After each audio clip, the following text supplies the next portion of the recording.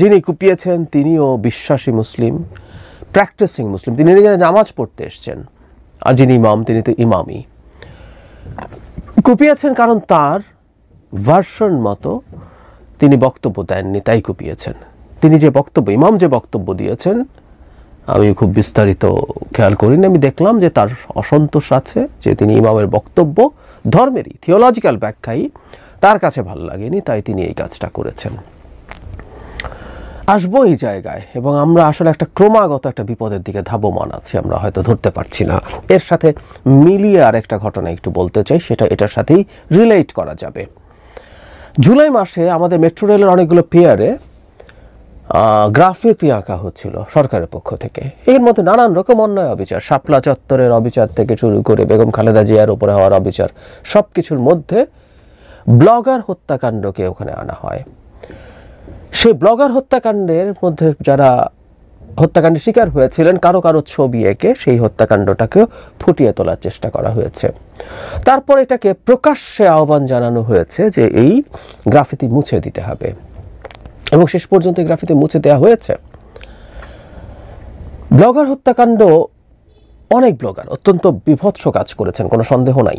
যে ভাষায়, যেভাবে তারা ধর্মের বিরুদ্ধে, নবী রসুলের বিরুদ্ধে, আল্লাহর বিরুদ্ধে কথাবার্তা বলেছেন, এটা মানতে দ্বিধা নেই। এটা আহত করবে মানুষকে, সত্যিকার অর্থেই করবে। বিশেষ করে কেউ কেউ কয়েকজন আছেন বিভৎসতম ভাষায় এগুলো করেছেন। এখন এই মানুষগুলোকে হত্যা করা হয়েছে, মানে হত্যা কে করেছে এটা নিয়ে প্রচুর প্রশ্ন আছে, এবং এই যুক্তি খুব যৌক্তিকভাবেই আছে। সেটা হচ্ছে শেখ হাসিনার সরকার এই কাজগুলো করিয়েছেন। আর যুক্তিটা কেন আমি বলি, 14 সালের নির্বাচনের সময় শেখ হাসিনা চেষ্টা করেছেন বিশ্বকে এবং দেশের মানুষকে এটা বোঝানো, শেখ হাসিনা যদি ক্ষমতায় না থাকেন বাংলাদেশ ইসলামী এক্সট্রিমিস্ট বা জঙ্গিদের হাতে চলে যাবে। এই জন্যই হেফাজতের একটা বিরাট সমাবেশ করতে দেন এবং সেটাকে ছত্রভঙ্গ করেন। মানে তিনি দেখাতে চান আমি একমাত্র এটাকে নিয়ন্ত্রণে রাখতে পারি। খানিকটা শাপলার সাথে রিলেটেড ছিল ওই ব্লগারদের লেখাগুলো। আমাদের মনে আছে নিশ্চয়ই, একজন বিশেষ ব্লগারের লেখা প্রথম আসে এবং সেটাকে ভিত্তি করেই শাপলার এই জমায়েতটা তৈরি হয়, এই প্রতিবাদটা তৈরি হয়। তাহলে আমরা খেয়াল করব এই প্রত্যেকটা জিনিস আদতে শেখ হাসিনার পক্ষে গেছে, শেখ হাসিনাই করতে দিয়েছেন। ব্লগার হত্যাকাণ্ড যখন হলো তখন এটাকে জঙ্গিদের কাজ এটা পোট্রে করা গেল সামনে, এবং এটা শেখ হাসিনাকে ক্ষমতায় থাকায় সাহায্য করেছে। এটা শেখ হাসিনা করেছে নাকি কেউ অতি উৎসাহী হয়ে করেছেন সেটা সরিয়ে রেখে বলছি, আমি মনে করি এটা শেখ হাসিনা করিয়েছেন, এটা শেখ হাসিনার চক্রান্ত, কেউ তর্ক করতে পারেন, আমি সরিয়ে রাখি। কিন্তু এই কাজগুলো শেখ হাসিনার ন্যারেটিভকে জাস্টিফাই করতে, এস্টাবলিশ করতে দুর্দান্তভাবে সাহায্য করেছে, এটা নিয়ে তো কোনো কনফিউশন নেই। এখন সেই মানুষগুলো যখন হত্যাকাণ্ডের শিকার হয়েছেন, সেটা শেখ হাসিনা করুক বা আর কেউ করুক, কারো কাছে এতই খারাপ লেগেছে তিনি খুন করে ফেলেছেন, হোয়াট এভার ইট ইজ, তখন তাদেরকে খুন করার আহ্বানও প্রকাশ্যে জানানো হচ্ছিল। একটা স্বাধীন রাষ্ট্রে কি এটা হতে পারে? এই প্রশ্নগুলো করা দরকার, খুবই অপ্রিয়, খুবই রিস্কি। আমি জানি যে আমি কথা বলছি, আই মাইট বি ট্যাগড, আমাকে ট্যাগ করা হয়। আমি ছাত্র ইউনিয়ন করতাম, জীবনে কোনোদিন ছাত্র রাজনীতি করিনি, কোনোদিন। আমি ঢাকা মেডিকেল কলেজে পড়াশোনা করেছি, যে কেউ খোঁজ নিলে জানতে পারবেন। সেটা বিষয় না, ধর্মবিদ্বেষী, ধর্মবিরোধী ট্যাগ একটা দিয়ে দেয়া গেল তো, যে কাউকে দিয়ে দিলেই তো তার জীবনকে বিপন্ন করে ফেলা যায়, সেটা হতে পারে। সেই ঝুঁকি নিয়েই কথা বলছি, সত্যিই সেই ঝুঁকি নিয়ে কথা বলছি। একটা রাষ্ট্রে কোনো মানুষ অপরাধ করেছে, সেটা আমার যত খারাপ লাগুক না কেন, আমাকে যত আহত করুক না কেন, এটারও কেউ ব্যাখ্যা দেন যে রাষ্ট্র দরকার নেই, নিজেই খুন করে ফেলা যাবে। কিন্তু একটা রাষ্ট্রে বসবাস করতে হলে এই নিয়মগুলো মেনে বসবাস করতে হয়। আর কেউ যদি খুন হয়ে যায়, হত্যাকাণ্ডের শিকার হয়ে যায়, সেই হত্যাকাণ্ডের বিচার হতে হয়, যে কেউ যেই করুক না কেন, যেই কারণেই করুক না কেন। আবারও আমি জানি এই হত্যাকাণ্ডের বিচার করার দরকার নেই, এই হত্যাকাণ্ড জায়েজ আছে, এই ন্যারেটিভ বা এই মতামত, এই ফতোয়া কেউ কেউ দেন, আমি জানি, জেনেই বলছি এগুলো। ফলে একটা রাষ্ট্রে যখন এই ঘটনাগুলো ঘটে, এগুলোর বিপদ কোন জায়গায় যাবে আমি সেখানেই যাব। দেখি এবার না হয় নাস্তিকরা হত্যাকাণ্ডের শিকার হয়েছিলেন গতবার, এবার এমন একজন মানুষ হামলার শিকার হলেন, তিনি ঘটনাচক্রে বেঁচে আছেন, তাকেও হত্যা করার চেষ্টা হয়েছিল, যিনি নাস্তিক তো ননই, বিশ্বাসী এবং গভীরভাবে বিশ্বাসী মানুষ। তিনি উচ্চতম ডিগ্রি নিয়েছেন দেশের বাইরে থেকে ইসলামের ওপরে। তিনি একটা মসজিদের ইমাম, তার পেছনে অনেক মুসল্লি নামাজ পড়ে, তার সাথে ডিফারেন্স হচ্ছে কিছু কিছু ব্যাপারে তার পয়েন্ট অফ ভিউ আরেকজনের সাথে মিলছে না, তাই তাকে কুপিয়ে দিতে হবে, কুপিয়ে ফেলতে হবে, হত্যা চেষ্টা করতে হবে। আমরা তাহলে কোন দিকে যাচ্ছি এটা বুঝতে হবে, আমরা আসলে কোন দিকে যাচ্ছি। আমার মনে পড়লো খুবই বিখ্যাত একজন মানুষ মাওলানা ফারুকি, তার কাফেলা নামে একটা প্রোগ্রাম অনেকেই দেখতেন, শোনা যায়, আমি নিশ্চিত নই যে তাকেও তিনি হত্যাকাণ্ডের শিকার হয়েছেন। পূর্ণাঙ্গ তদন্ত হয়ে সব কিছু বেরিয়েছে কিনা আমি নিশ্চিত নই, কিন্তু তখন বহুদিন এই আলাপ ছিল তাকেও হত্যা করেছেন এমন একটা অংশ যারা তার ধর্মের ইন্টারপ্রিটেশন, তার ধর্মকে দেখার ধরনকে ডিনাউন্স করে, পছন্দ করেনি। এই প্রবণতা যদি চলে, এই প্রবণতা আমাদের সমাজে আছে। আমরা আসলে এখন ধর্মের অনেকগুলো স্কুল অফ থটস একটা সমাজে আসলে একসাথে থাকতে পারছি না, পরস্পরের বিরুদ্ধে সংঘাতে জড়িয়ে পড়ছি, এক পক্ষ আরেক পক্ষকে কাফের বলছি, এবং কাফের যদি বলা যায় তাহলে তো তাকে হত্যা করার, নিজে নিজে হত্যার সিদ্ধান্তও নেওয়া যায়। এই ধরনের মানসিকতা, এই ধরনের চিন্তার অস্তিত্ব আমাদের সমাজে আছে।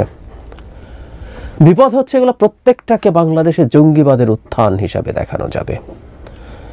আগে শেখ হাসিনার সুবিধা ছিল, শেখ হাসিনা জঙ্গিবাদের উত্থান দেখাতেন এবং অনেক ক্ষেত্রেই অনেককেই ধরে গ্রেফতার করে, শুধু না ক্রস ফায়ারে দিয়ে, জঙ্গি নাটক সাজিয়ে, ঘরের মধ্যে বোমা মেরে তাদেরকে হত্যা করে, এসব করে দেখাতেন যে তিনি সেভিয়ার। এখনকার ন্যারেটিভ সেটা তো আর হবে না, অন্তত এই সরকারের সময়টাতে।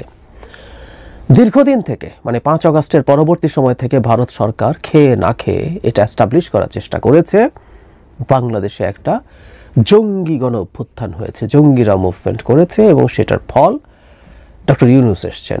ডক্টর ইউনূসের মতো মানুষ থাকার পর ওই ন্যারেটিভ, আমাদের হাজারে হাজারে লাখে লাখে মেয়ে নারীরা রাস্তায় থাকার পরও এই ন্যারেটিভ তৈরির চেষ্টা হয়েছে। কারণ 5 আগস্ট পরবর্তী সময় অনেক কিছু ঘটেছে যেগুলোকে খানিকটা হলেও এভাবে ব্যাখ্যা করা যায়। আমাদের নিউ ইয়র্ক টাইমসের রিপোর্টার কথা মনে আছে নিশ্চয়ই, সেখানে অনেকগুলো ঘটনাকে, আমি বহুবার সেই ঘটনাগুলোর কথা বলেছি, সামনে এনে বলা হচ্ছে যে এই ধরনের ইসলামিক এক্সট্রিমিস্টরা এক ধরনের ওপেনিং দেখছে, তারা তাদের সম্ভাবনা দেখছে। অনেক ক্ষেত্রে সরকার তো আসলেই নির্বিকার ছিল, ভীষণ রকম নির্বিকার ছিল। এখন আমরা যখন এই কাজগুলো করি, আমরা যখন এগুলোকে বাহবা দিই, কেউ কেউ বাহবা দিচ্ছেন এই ইমামকে কোপানোকে, কারণ তারা মনে করেন যে যিনি এই কাজটা করেছেন তিনি সঠিক কাজ করেছেন, এই ক্ষেত্রে রাষ্ট্রের আর কোনো রকম কোনো দায়িত্ব নাই, এই দায়িত্ব নিজ হাতে আমরা নিয়ে নিতে পারি এবং এই কাজগুলো করতে পারি। দীর্ঘদিন থেকে এই আলাপগুলো আছে। বাংলাদেশকে একটা জঙ্গি রাষ্ট্রের তকমা দেওয়ার পথে আমরা ধরে টেনে নিয়ে চলে যাচ্ছি, এবং বিরাট একটা অংশ হচ্ছে আসলে এই সরকারের নির্বিকার থাকার কারণে। এই সরকারি জায়গাগুলোতে একেবারেই নির্বিকার থাকে, অ্যাডমিনিস্ট্রেটিভ পদক্ষেপ প্রায় সব ক্ষেত্রে নেয় না, খুব অল্প কিছু ব্যতিক্রম ছাড়া। এই নির্বিকার থাকাগুলো অনেককে আরও সাহসী করে তুলবে এবং এই বিপদ আরও বাড়াবে। আমাদের মনে রাখতে হবে আমরা একটা পৃথিবীতে বাস করি, এই পৃথিবীটা পারফেক্ট পৃথিবী না, এখানে ন্যায় বা ইনসাফ সবসময় কাজ করে না, মানতে হবে, এবং সেটা মাথায় রেখেই আমাদের আসলে চলা দরকার। আমি প্রায় একটা উদাহরণ দেই, ইরাক ধ্বংস হওয়ার জন্য ওয়েপন অফ মাস ডিস্ট্রাকশন থাকার দরকার ছিল না, ইরাকে ওটা ছিল না, কিন্তু ওই রকমভাবে তাকে ট্যাগ করে বোমা মেরে ধ্বংস করে দেওয়া হয়েছে, ইরাককে স্থল শূন্য নেমে ধ্বংস করে দেওয়া হয়েছে। আমাদের দেশে জঙ্গি থাকতে হবে, কিন্তু বাংলাদেশ জঙ্গিবাদে ভরে গেছে। এই ন্যারেটিভ তৈরি যদি হয়ে যায়, আমাদের সমূহ বিপদ আছে। আমরা অনেকে এটা ধারণাও করতে পারছি না, সমূহ বিপদ আছে। আর এটা তো সত্য, বাংলাদেশে এই ধরনের কর্মকাণ্ডের প্রবণতা 5 আগস্ট থেকে অনেক বেশি বেড়েছে এবং সরকার তার বিরুদ্ধে ব্যবস্থা নিতে রিলাক্ট্যান্ট আছে। ফলে একটা ন্যারেটিভ তৈরি করা যাবে না তা বলছি না, বিশেষ করে ভারত যখন আমাদের শত্রু। এটা শুধু ভারতীয় মিডিয়া না, ভারতীয় মিডিয়াকে অনেকে বলতে পারেন যে সে তার ইচ্ছা করে করছে। সারা পৃথিবীতে প্রচুর টপ মিডিয়াতে ভারতীয় বংশোদ্ভূত মানুষজন গিজ করছে। আমি প্রায় বলি ভারতের সাথে আমরা ফাইট করতে যাই, কিন্তু ভারতের যোগ্যতার তিল পরিমাণ আমাদের নাই। ভারত এতটাই যোগ্য হয়ে উঠেছে, সুতরাং সে তার সেই প্রতিটা অ্যাসেট, প্রতিটা তার শক্তি ব্যবহার করবে আমাদের বিরুদ্ধে ন্যারেটিভ তৈরি করার জন্য। এবং আমরাও বোকার মতো এই ন্যারেটিভগুলো তুলে দিতে চাই তাদের হাতে, সেগুলো যুক্তি তাদের হাতে তুলে দিতে চাই, সেগুলো ভিত্তি তুলে দিতে চাই। এগুলো মর্মান্তিক ব্যাপার। এই কাজগুলো করে আমরা দেশের বিপদ বাড়াচ্ছি। আর বটম লাইন একটা আছে, কে কি বললো না বললো সেটা পরের কথা। আমরা বাংলাদেশকে অন্তত এই মুহূর্তে যে ধরনের রাষ্ট্র হিসাবে দেখতে চাই, এই রাষ্ট্রের আইন বিধি মেনে আমাদের চলতে হবে। আর সেটা যদি কেউ মানতে না চায়, রাষ্ট্র তাকে সেটা মানাবে, এটা জরুরি কথা। কেউ যদি কারো ভিন্ন ধরনের ফরম্যাটের কোনো রাষ্ট্রের কথা কল্পনা করেন, সেটা তারা কিভাবে কায়েম করবেন সেটা তারা ভাববেন, সেটা কায়েম করে সেটার মতো করে তারা সেই দেশ চালাবেন। কিন্তু বাংলাদেশ যতদিন বিদ্যমান ব্যবস্থায় আছে, বাংলাদেশ যতদিন এই সংবিধান এই আইনের অধীনে আছে, এটা সবাইকে মেনে চলতে হবে, এবং যারা এটা মেনে চলবেন না, রাষ্ট্র তাদেরকে সেটা